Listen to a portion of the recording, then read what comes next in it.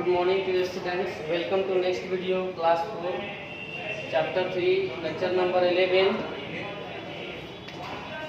subject science. Students, इस chapter में हम लोग एडेप्टेशन के बारे में पढ़ रहे थे।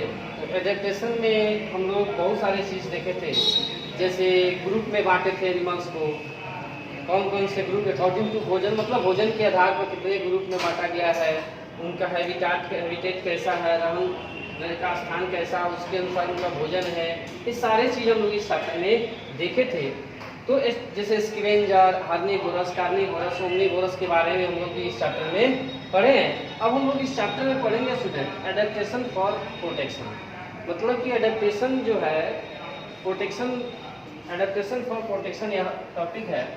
इसके बारे में जानेंगे जब कोई भी जानवर जो होता है, कोई भी एनिमल्स या कोई भी और एनिमल्स कहिए या कोई भी जीव कहिए, जब उसकी सारी आवश्यकताओं की पूर्ति होता है, उसके साथ साथ उसको प्रोटेक्शन की भी आवश्यकता होता है, सुरक्षा की भी आवश्यकता होता है। वह उसी जगह पर अडेप्ट करना चाहता है जहाँ वह सुरक्षित हो। अगर वह जहाँ सुरक्षित नहीं रहता है वहाँ वह प्रोटेक्ट करना, वहाँ वह रहना नहीं चाहता है, तो प्रोटेक्शन उसके लिए क्या है, लाइफ का एक पार्ट है। क्या प्रोटेक्शन, कोई भी एनिमल्स हो उसके लाइफ का एक पार्ट है प्रोटेक्शन।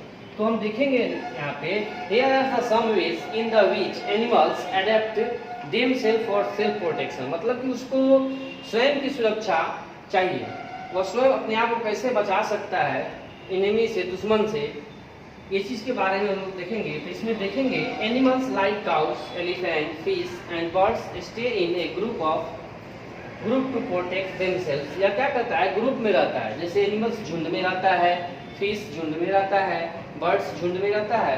यह ग्रुप्स में रहकर अपने आप को क्या करते हैं, प्रोटेक्ट करने का काम करते हैं, सुरक्षा प्रदान करते हैं। To protect their young ones cows and buffaloes from a circle around them.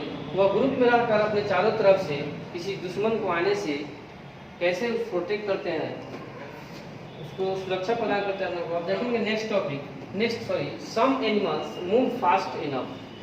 कुछ ऐसे एनिमल्स होते हैं जो फास्ट मूव करते हैं to escape from the enemy से, दुश्मन से तेजी में भागते हैं। They include fish, frog, rats, house fly, deer and the kangaroo.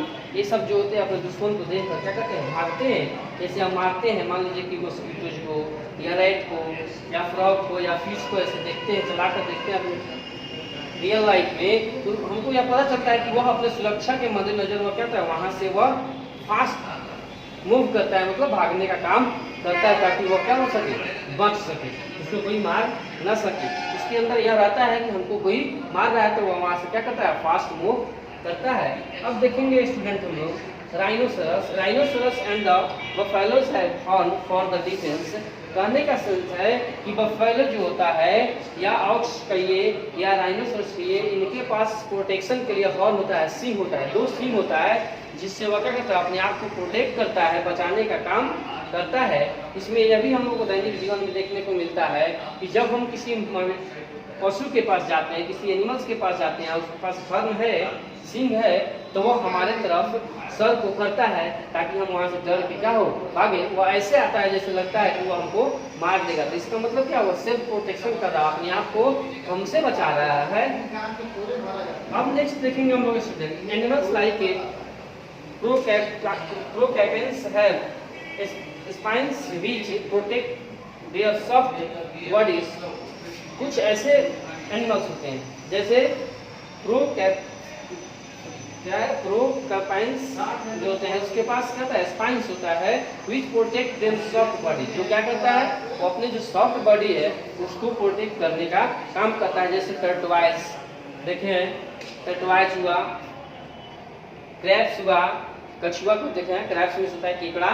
तो यह और स्नेल हुआ, हम यह देखते हैं कि ये स्नेल, टर्टवाइज और क्रैब्स जो होता है, इसके ऊपर एक कवर होता है जो हार्ड होता है, वह कार्बन का बनाता है, हार्ड होता है, जो क्या करता है, उसके इंटरनल जो स्ट्रक्चर होता है, सॉफ्ट स्ट्रक्चर, उसको वह प्रोटेक्ट करने का काम करता है, सुरक्षा प्रदान करता है। तो इस तरह हम इसके बारे में देखें, टर्टवाइज, क्रैब्स और स्नेल के बारे में देखें।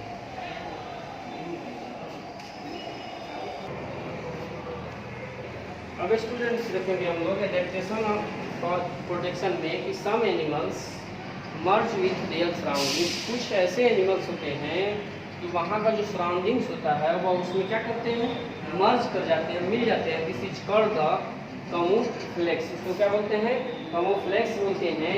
ये polar bear has white fur. जैसे हम देखते हैं कि पोलर बियर जो होता है उसका फर कैसा होता है, व्हाइट होता है। That matches with their colour of snow.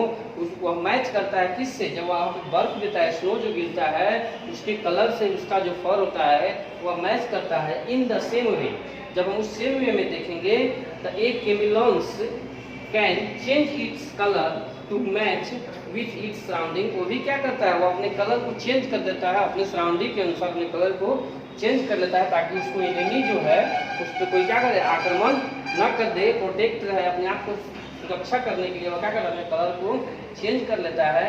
अब देखेंगे animals living under water. Students next में देखेंगे एनिमल्स लिविंग अंडर वाटर, जो पानी के अंदर आता है उस एनिमल्स के बारे में देख रहे हैं। ऑल्सो हैव ए वेस ऑफ प्रोटेक्टिंग देमसेल्फ। वो भी अपना क्या करते हैं, सुरक्षा प्रदान करते हैं। जैसे देखेंगे the cuttlefish has an ink sac on its body when it senses danger to release the ink, making the water blue। वह क्या कहता है, वाटर के जो मैकिंग होता है उसको ब्लू बनाया जाता है, जिससे दुश्मन जो होता है उसके पास तक नहीं पहुंच पाता है। The enemies are unable to see anything and fish swim away in safety।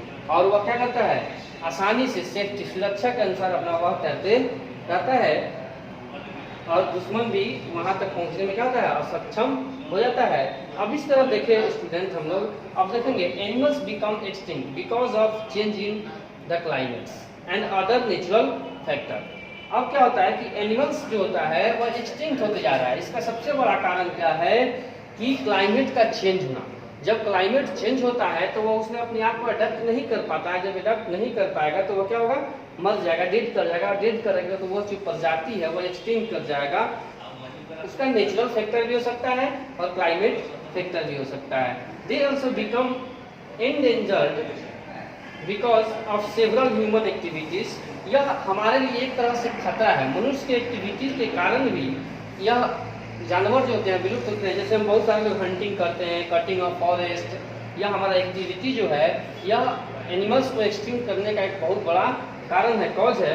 We should take a pledges to save animals. अगर हमको एनिमल्स को बचाना है तो हमको डिफॉरेस्टेशन को रोकना होगा, हमको पेड़ पौधे को कम से कम काटना होगा और हंटिंग भी नहीं करना होगा। तब जाके हमारा जो एनिमल्स है वो क्या होगा, एक्सटिंक्ट कम से कम होगा।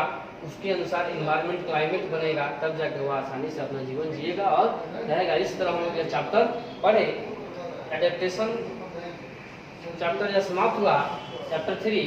अब हम लोग नेक्स्ट लेक्चर 12 में चैप्टर 4 के बारे में पढ़ेंगे। तो स्टूडेंट आप लोग इसको पढ़िएगा, इसमें जहाँ भी दिक्कत होगा, जहाँ नहीं समझ में आएगा उसको फिर से हम आपको, जब स्कूल ओपन होगा तो फिर से उसको हम रिवाइज कराएंगे।